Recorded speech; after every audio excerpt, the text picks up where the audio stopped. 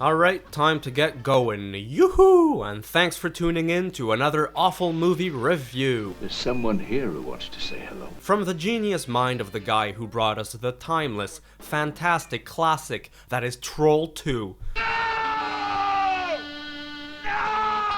Italian director Claudio Fragasso stroked back the same year with Night Killer. Listen very closely here, people. A 100% lousy, confusing, and frustrating gigantic pile of cinematic cow manure. A movie which was falsely advertised in Italy as a direct sequel to The Texas Chainsaw Massacre, even though both films have literally nothing in common. Fuck! It just really goes to show you how some people will stop at nothing to market their product. You're drunk.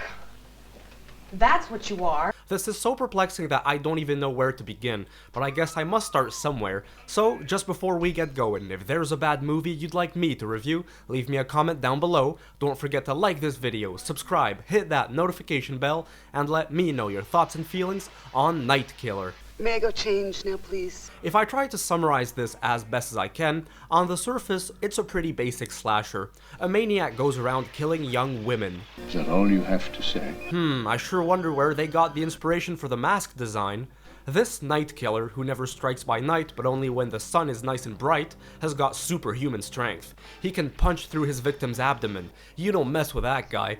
Which is why when the police think they have him, they bring out the entire brigade of one guy to take care of him. They only sent one cop to take care of that maniac. Hey, I can handle him. Just give me that duplicate key. But things get much weirder. Our central character is Melanie.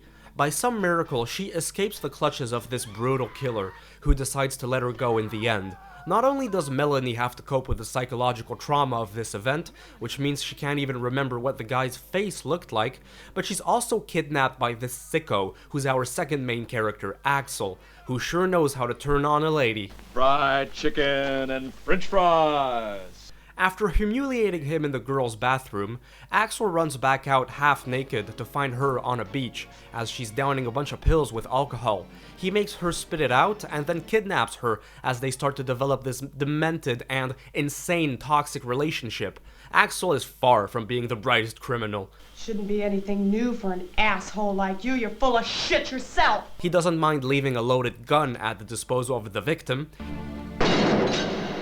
He goes out in broad daylight to make a phone call and turns his back on her so she can escape. But then there's a plot twist where somehow this was all a setup to lure the real killer into the light. And Axel is actually the good guy in all of this? I just don't understand. It's beyond me. Listen, you can't blame me for what happened. I can blame you, and I do blame you. The script is about as broken as this old telephone, a story which the film tries desperately to tape up to make sense, but fails. And I mean, even if you put aside the toilet paper script, there must be some enjoyable other things about this, right? Well, no. Our two main antagonists are complete dumb arseholes who give off no sympathy. Who wants to cheer for these people? What's with the gun? Anybody can make a mistake. Melanie has a psychiatrist on her side who reminded me of Dr. Loomis from Halloween, but he's nowhere near as compelling as Donald Pleasance's character. There are also very awkward music choices, which I believe do not fit at all the vibe this movie was going for. The acting is another thing we've got to talk about, because this film is full of cringeworthy and bizarre overacting. It's mad. Listen, I don't have anything to say to you except don't call me anymore. For a slasher movie, there's not as much blood as you would expect. That's not true. Director Fragasso was uneasy with the extra scenes of violence added after production, because his original idea was to make a psychological mystery movie.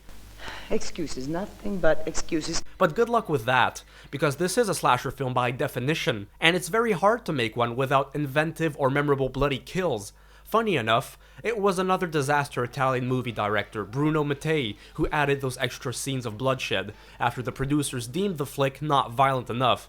I've already covered a couple of his films. It's enough to make my stomach turn just thinking about it. As the last few minutes of this joke of a motion picture were passing by, I felt my brain cells dying. Night Killer is a lazy, stinking, and most of all just woefully boring movie, and I never want to see it again. I'd rather watch the grass out on the lawn grow. That'll be more interesting. What an awful movie.